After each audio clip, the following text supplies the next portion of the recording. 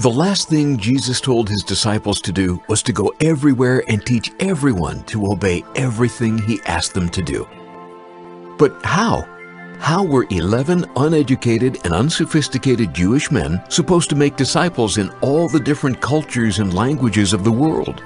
They had no money, no power, no organization, and no leader. And to make matters worse, they were outcasts in their own society and religion. The disciples didn't seem to have anything, and yet they changed everything.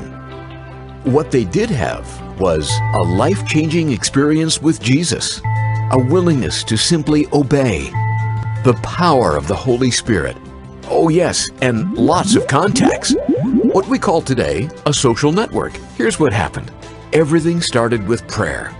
Then came the power of the Holy Spirit at Pentecost. After Pentecost, people visiting Jerusalem from faraway places went home and told their friends and family what God had done. And when those people passed on what they had experienced, the good news about Jesus spread like wildfire.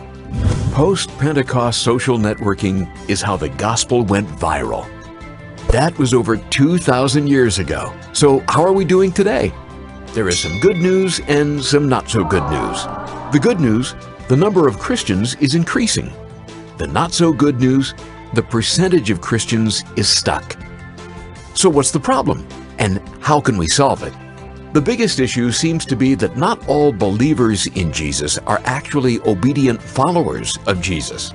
The main job of being a disciple of Jesus is to make more disciples.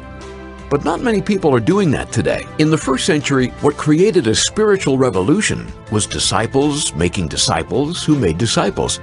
Dozens became hundreds, hundreds became thousands, and before too long, thousands had multiplied to millions. All because ordinary people simply obeyed what Jesus told them to do and taught those who responded to do the same. We think this is an idea whose time has come again.